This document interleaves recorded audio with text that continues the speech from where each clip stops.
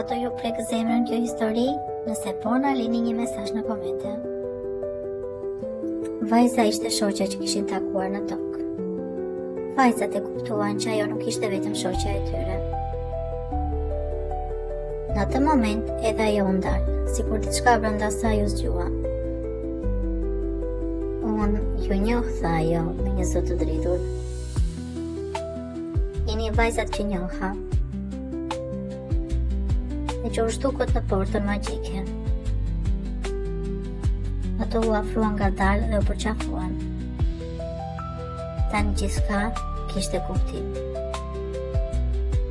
Ishte e gjitha pjesë e një plani të fshehtë, që kishte zgjedhur familja të mund të ribashkohej dhe të zbulonte të vërtetën e madhe, që i lidhte të gjitha botët. Dhe vizita në botën reale nuk ishte qenë rastësi. Ti ke ardhur këtu për një arsye. Misionia juaj është e rrallë, por tani ju pret një mision. Duhet të shpëtoni dy njerëz, vazhdoi mbretëresha. Ata janë të bllokuar mes botës së ëndrave dhe haresës. Nëse i lironi, portat do të hapet përgjithmonë për ty, do të kthehesh në tokë. Më pas, mbretëresha shtoi me një ton më të butë. Dhe si shpërblim do të marrësh lumturi të përjetshme, jo si magji, por si paqe, për që shkatëruar magjinë e akullit, tha ajo me zë të ulët. Duhet të ktheheni në atë që ishit dikur në familjen tuaj. Vetëm një zemër e pastër fëminore mund të çajë errësirën e ngrirë. Vajzat u ndjen sikur koha po kthehej mbrapsht. Kujtime, zëra dhe buzëqeshje të vogla u përzien me një ndjesi të çuditshme ngrohtësie. Dhe pastaj gjithçka ndryshoi. Ishin kthyer në fëmijë dhe në pëllëmbët e tyre shkëlqente një zemër e kristalit.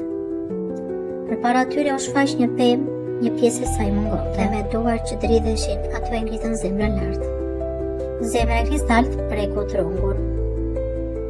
Një shpërthim dritë e shpërtheu butësisht, si valë që përhapet në ujë. Pema u ndez nga brenda, duke u shqyrë drejt qiellit, ndërsa toka në këmbët e tyre u mbush me dritë të ngrohtë.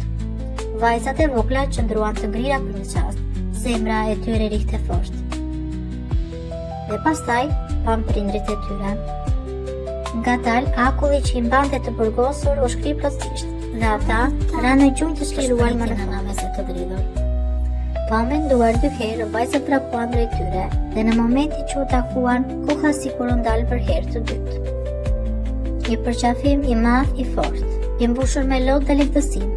Prindrit shtrëngonin fort, sikur kishin frikë se mund t'i humbisnin përsëri, ndërsa vajzat qanin nga gëzimi.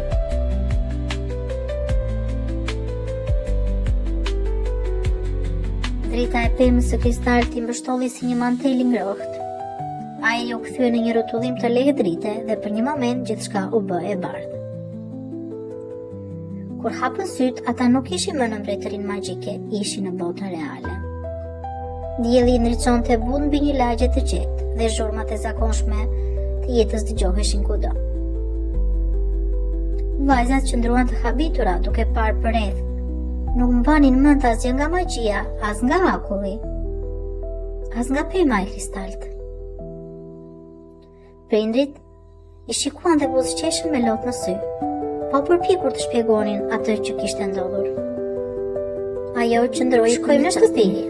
Pas babai ngrahët me gëzim të madh. Kur arritën në shtëpi, dera u hap dhe aty ishte gjyshja. Vajzat vrapuan drejt saj dhe e përqafuan fort. Shtëpia u mbush me të qeshura, lot gëzimi dhe ngrohtësie që mungonte prej kohësh. Jashtë era fliu lehtë, dhe për një moment të vetëm në qiell dukej sikur një shkëlqim i largët kristali u shua ngadalë. Si një kujtim i një bote tjetër që tashmë kishte përfunduar misionin e saj.